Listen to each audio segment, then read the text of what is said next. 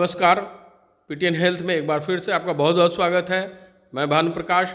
ये health programme इसलिए हम लोग बना रहे हैं कि आपकी स्वास्थ्य सही रहे, स्वास्थ्य की हर तरह की जानकारियाँ आपको मिलते रहे। बीमारियाँ कौन कौन सी होती है, कैसे उसका इलाज हो, क्या निवारण है, कौन सी दवाइयाँ चले, इस सब पे हम लोग हमेशा आपके लिए तत्पर रहते हैं और बताते रहते हैं। आज अहम भूमिका जो बीमारियाँ होती है उसमें लैब का क्या भूमिका होता है उसके बारे में जानेंगे। आज मुलाकात कर रहे हैं हम डॉक्टर गुंजन कुमार जो पैथोलॉजिस्ट हैं। सर, आपका बहुत बहुत स्वागत है हमारे चैनल में। धन्यवाद। अच्छा सर, आपने पैथोलॉजिस्ट में डॉक्टरी का अहम भूमिका निभाया है। सर, एक चीज़, पैथोलैब होता क्या है?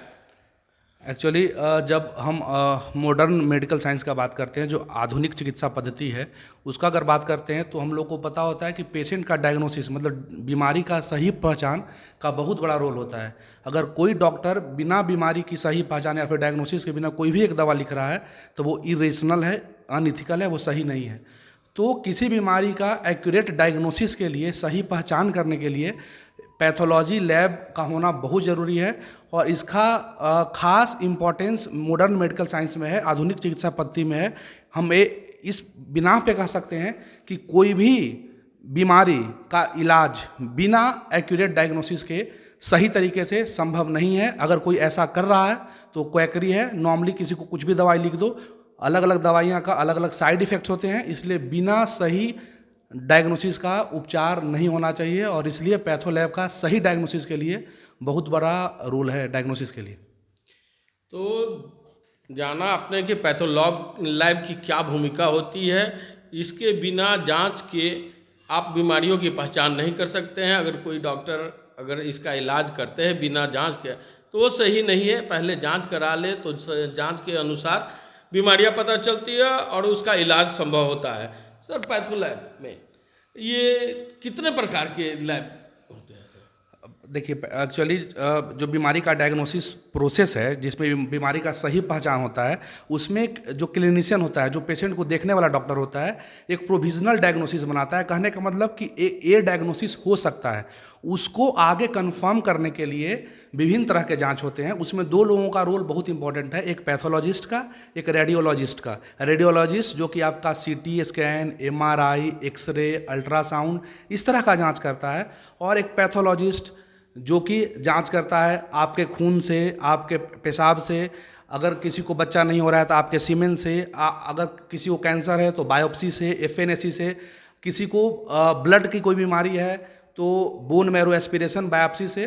तो ये सब कुछ अलग अलग जांच है। इसके अलावा बहुत सारे जांच ऐसे हैं जो मशीन डिपेंडेंट है। आज बहुत सारा अच्छे अच्छे मार्केट में मशीन अवेलेबल है जिसके थ्रू कुछ जांच किया जाता है, लेकिन उस मशीन के रिपोर्ट का एनालिसिस एक पेशेंट के परिप्रेक्ष्य में कि एक पेशेंट को कौन सा लक्षण है और कौन सा बीमारी सस्पेक्टेड है, तो एक पर्टिकुलर अगर कोई जांच मशीन से भी हो रहा है तो एक पैथोलॉजिस्ट का क्रिटिकल भूमिका वहाँ पे ये है कि वो उसका रियल इंटरप्रिटेशन करके बताएगा क्लिनिशियंस को कि अगर ये पर्टिकुलर केमिकल आपके शरीर में बढ़ा हुआ है तो इसका क्या इम्पैक्ट है आपके बॉडी पर, और इससे क्या सस्पिशन होता है किस बीमारी के बारे में, और आगे इसका क्या किया जा सकता है। जैसे कि अगर एक डॉक्टर आपका खून का जांच करता है, खून का जांच आप ऐसे नॉर्मल लैब में करा लेंगे जहां एक पैथोलॉजिस्ट, अच्छा पैथोलॉजिस्ट नहीं है, वो क्या करेगा, खून का जांच मशीन से करेगा, आपका रिपोर्ट डिस्पैच कर देगा, चला जाएगा वो क्लिनिशियन के पास। लेकिन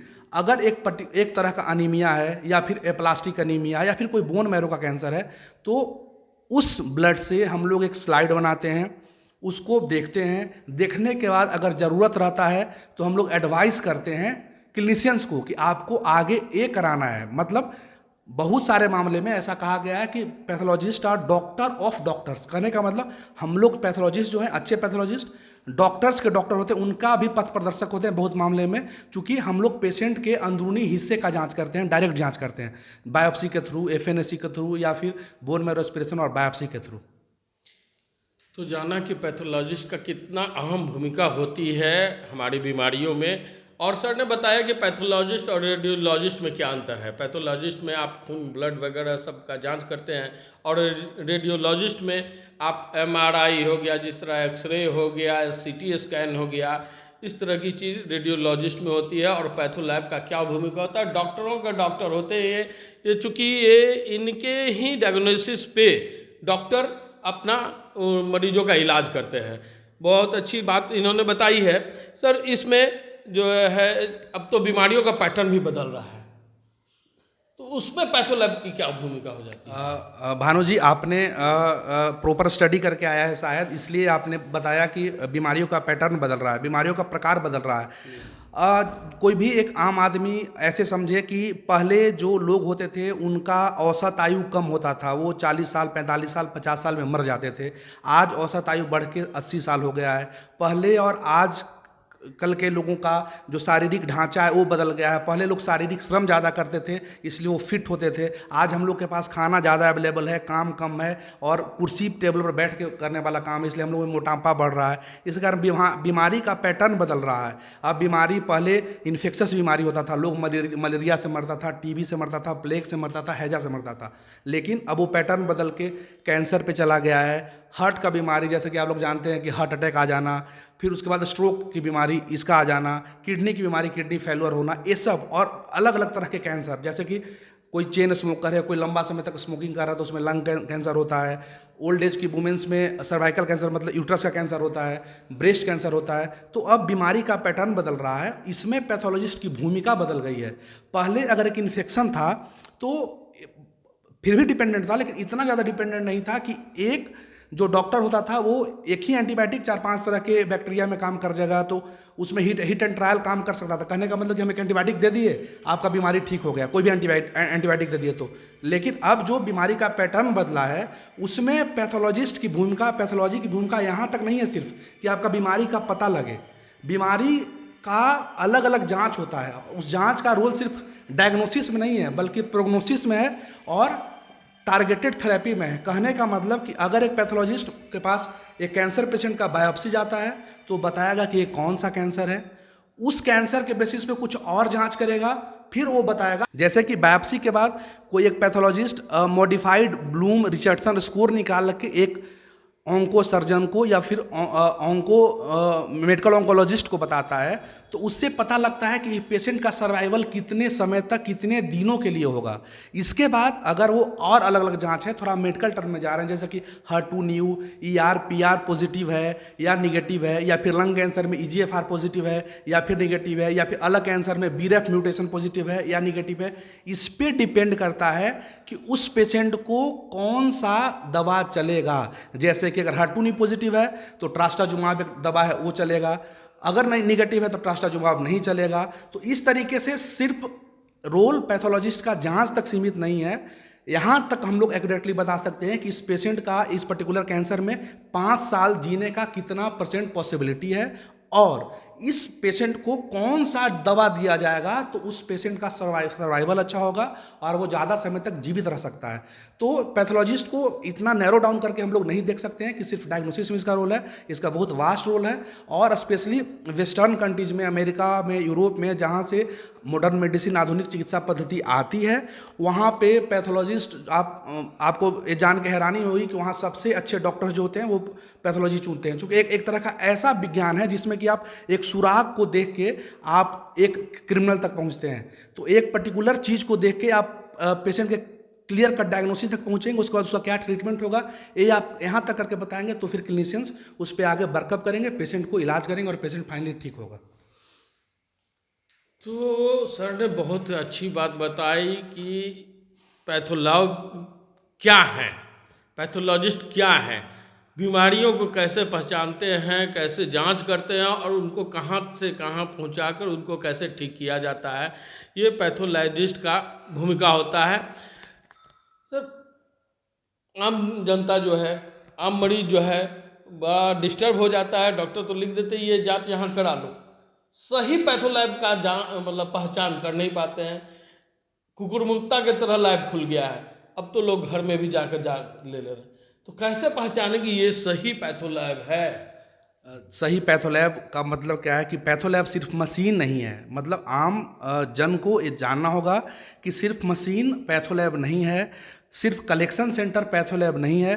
पैथोलैब का मतलब होता है कि एक अच्छा पैथोलॉजिस्ट हो, अच्छे सेंटर से पास आउट हो, जहां सारा जांच होता हो, एम्स से पास आउट हो, पीजीआई चंडीगढ़ से पास आउट हो, एसीपीजीआई से पास आउट हो, या फिर कोई भी अच्छे इंस्टीट्यूट से पास आउट हो। मैं इतना ही नहीं बोलूँ, कोई भी अच्छे पैथो सेंटर से पास आउट हो या फिर अच्छे जगह से ट्रेंड हो, फर्स्ट। दूसरा कि वो जो पैथोलॉजी लैब है वो उसके लिए बहुत सारा एजेंसी है जो कि उसको सर्टिफिकेशन करती है, जैसे कि NABL है, वो बताती है कि इस पैथोलैब का एक स्टैंडर्ड है कि नहीं है। फिर पैथोलैब का रिपोर्ट, इवन मशीन का रिपोर्ट इस बात पे भी डिपेंड करता है कि जो मशीन रिपोर्ट दे रही है वो मशीन किस कंपनी की है, उसका कंट्रोल होता है। मशीन सही काम कर रहा है नहीं कर रहा है, आम बोलचाल की भाषा में अगर समझे तो वो सही काम कर रहा है नहीं कर रहा है, उसको चेक करने के लिए कंट्रोल्स होता है। प्रॉपर कंट्रोल रन किया गया है नहीं किया गया है। अगर कंट्रोल आउट ऑफ कंट्रोल चला गया है मशीन, तो उसको फिर से इन ऑर्डर लाने के लिए उपाय किए गए हैं नहीं किए गए हैं। जो डॉक्टर उसको देख रहा है उसको LJ चार्ट जो मशीन के बारे में बताता है कि मशीन सही काम कर रहा है कि नहीं कर, उसको देखने आता है कि नहीं आता है। तो इसलिए कम से कम एक मिनिमम रिक्वायरमेंट है कि आप जहाँ जा रहे हो, जिस जगह पे जांच कराने जा रहे हो, उसके बारे में जानें कि वो लैब कैसा है, वहाँ से रिपोर्ट कैसा आ रहा है।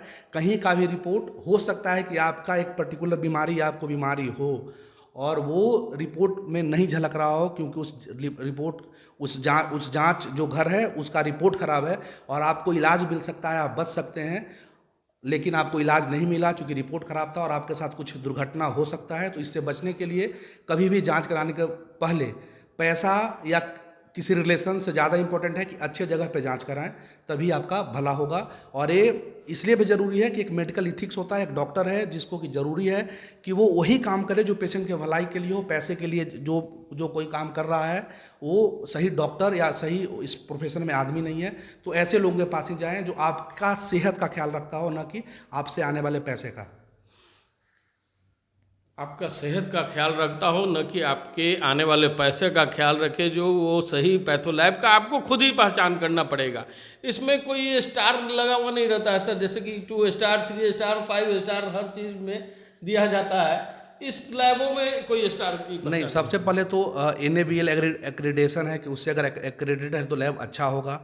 उसके बाद वो लैब इंटरनल और एक्सटर्नल कंट्रोल चला रहा है कि नहीं चला रहा है, क्वालिटी एश्योरेंस हो रहा है या नहीं हो रहा है। इसके अलावा फिर अगर कोई लैब एक अच्छा डॉक्टर से संचालित है, जो अच्छा डॉक्टर है, तो वो जनरली कुछ गड़बड़ नहीं करेगा। ये आपको थोड़ा सा इतना विश्वास करके चलना पड़ेगा।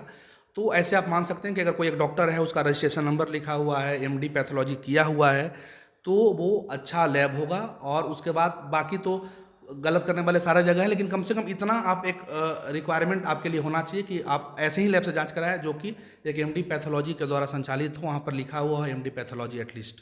सर, लैब के बारे में, पैथो लैब के बारे में आपने बहुत अच्छी अच्छी जानकारियाँ हमारे दर्शकों को दी, जनता को दी है। एक चीज़ और भ्रम में रहता है लोग, जब पेशेंट बीमार होते हैं और घर पे हैं या हॉस्पिटल में ही हैं, तो घर पे बुलाकर लैब वाले आते हैं और सैंपल लेकर चले जाते हैं, ब्लड का सैंपल लेकर। तो ये ब्लड का ड्यूरेशन टाइमिंग क्या होता है जो कि जांच सही हो सके? क्योंकि कहीं हमें तो ये लगता है कि गया सही हो जाएगा, लेकिन कहीं कहीं 8-8 घंटा ब्लड रख दिया जाता है। अलग अलग जांच के लिए ये जो आप जो समय बता रहे हैं कि अंतराल कितने समय के अंदर जांच होना चाहिए, वो अलग अलग है। जैसे कि आप ब्लड के लिए बता रहे हैं, तो ब्लड का सैंपल अगर CBC के लिए है या फिर KFT RFT ये सब जांच के लिए है, तो एक उतना समय में लैब पहुंच जाता है जितना में कि जांच हो जाएगा। लेकिन कुछ ऐसा जांच है, ठीक है, आपका क्वेश्चन इतना सही है कि हमें बहुत खुशी हो रही है कि एक ऐसे सवाल का हम जवाब आपके कारण दे रहे हैं आम जनता को, कि जो ज़रूरी है। जैसे कि अगर एक पेशेंट, मान लिया कि एक पेशेंट है जो कि पटना से 70-80 किलोमीटर दूर है, उसको मेनिंजाइटिस है। मेनिंजाइटिस बहुत तरह का होता है, उसमें से पायोजेनिक मेनिंजाइटिस उसको है। वहाँ का जो बच्चा का डॉक्टर है वो सस्पिशन कर रहा है, क्लिनिकल डायग्नोसिस उसका है कि बच्चा को मेनिंजाइटिस है, क्लिनिकल साइन और सिम्टम से। वो सोच रहा है कि पहले हम इसको कंफर्म करा लें लैब से, उसके बाद इस बच्चे को इलाज करें, उसके बाद ठीक हो जाए। इसके कारण वो अभी होल्ड पे रखता है, बच्चे को मेडिकेशन नहीं देता है। वो CSF निकालता है, जो आप आम बोलचाल की भाषा में दिमाग का पानी समझते हैं, यहाँ से निकाला जाता है, रीढ़ की हड्डी से निकाला जाता है, निकाल के लैब को भेज देता है। वो रिपोर्ट जितना जल्दी हो उतना अच्छा है। नहीं तो उसमें जो सेल्स होते हैं जिसको देख के हम लोग पहचानते हैं कि मेनिंजाइटिस है या नहीं है, वो धीरे धीरे डीजेनरेट कर जाता है या मर जाता है। वो समस्तीपुर बेगूसराय से पटना लाते लाते सेल मर जाएगा, और जो मेनिंजाइटिस था उसको हम मेनिंजाइटिस नहीं दे के निगेटिव मेनिंजाइटिस दे देंगे। और जो पेशेंट है कि जिसका इलाज डॉक्टर क्लिनिकल डायग्नोसिस पे कर सकता था, वो सोचेगा कि लैब का रिपोर्ट निगेटिव है इसलिए मेनिंजाइटिस नहीं है, उसको दवा नहीं चलाएगा, हो सकता है बेचारा वो छोटा सा बच्चा, गरीब घर का बच्चा मर जाए।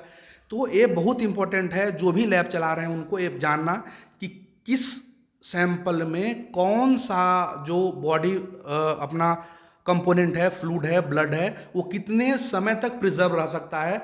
सिर्फ पैसे के लिए किसी पेशेंट के जान के साथ खेलना सही नहीं है।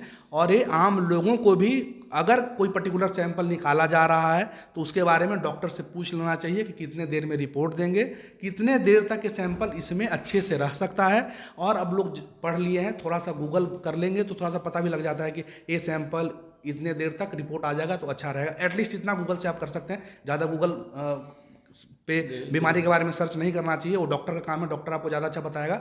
लेकिन थोड़ा बहुत अगर आपके साथ कोई चीटिंग हो उससे बचने के लिए इतना सा तो किया जा सकता है। डॉक्टर गुंजन काफ़ी यंग हैं और बहुत सारी अनुभव रखे हुए हैं पैथोलैब के बारे में, और जानकारियाँ आपको सटीक सटीक दे रहे हैं। अब हम समय समाप्त हो रहा है सर, थोड़ा कमी हो रही है समय की, तो जाते जाते हैं हमारे दर्शकों को लैब के बारे में कुछ जानकारियाँ या संदेश देना चाहते हैं तो? बस संदेश ये है कि प्रत्येक दवा जो कि बिना किसी बीमारी के आप खा रहे हैं, कोई भी बाहरी चीज़, वो आपके लिए हानिकारक है। तो कभी भी ऐसे डॉक्टर के पास जाना प्रेफर नहीं करें जो कि बिना मतलब के बहुत सारा दवा, बिना डायग्नोसिस का आपको बहुत सारा दवा दे रहा हो। ऐसे लैब जाना नहीं जाएं जहाँ पे आपके सैंपल का रिपोर्ट में नीचे इम्प्रेशन मतलब कि डायग्नोसिस नहीं लिखा हो। अगर कोई सैंपल लैब जाता है तो इसका मतलब है कि वो लैब आपका डायग्नोसिस बना के देगा, आपका बीमारी का पहचान करके देगा, वो वैल्यू नहीं देगा। तो ये ज़रूरी है, और तभी आप उस लैब के पास या उस डॉक्टर के पास जाएं। बिना डायग्नोसिस का कोई भी इलाज अगर वो कर रहा है तो इलाज नहीं, क्वैकरी है इलाज। और डायग्नोसिस हम नहीं कह रहे हैं कि सिर्फ लैब में ही होता है, डायग्नोसिस क्लिनिकल डायग्नोसिस भी होता है। डॉक्टर जो डायग्नोसिस बना रहे हैं या फिर लैब में आके होता है, या फिर CT स्कैन और MRI वाले डॉक्टर करते हैं, रेडियोलॉजिस्ट करते हैं। लेकिन डायग्नोसिस होना चाहिए। आपको ये जानने का अधिकार है कि जो डॉक्टर आपको इलाज कर रहे हैं, आपके पेशेंट को किस डायग्नोसिस के बेसिस पे इलाज कर रहे हैं, और उसका बेसिस क्या है। कि कोई जांच रिपोर्ट है, ऐसा कोई क्लिनिकल पिक्चर है, साइन है, सिम्टम, जिसके पास बेसिस पे डॉक्टर करें कि आपका बीमारी है, या कोई रेडियोलॉजी का रिपोर्ट है, तभी आपका इलाज सही डायरेक्शन में है। और ये आपको जानने का हक है, अधिकार है। आप अपने डॉक्टर से पूछ सकते हैं। बहुत बहुत धन्यवाद सर, आपने हमारे दर्शकों को इतना अच्छा परामर्श दिया है पैथोलैब के बारे में। अगर ये कार्यक्रम अच्छा लग रहा है तो हमारे चैनल को, हमारे कार्यक्रम को सब्सक्राइब करना ना भूलें। सब्सक्राइब करें, कमेंट जरूर करें कि किस आपको कैसा ये प्रोग्राम लग रहा है और कौन कौन सी जानकारियाँ आपको और चाहिए। अगर चाहते हो तो फिर एक बार हम डॉक्टर साहब से सलाह लेंगे, परामर्श लेंगे, और शेयर करें। धन्यवाद।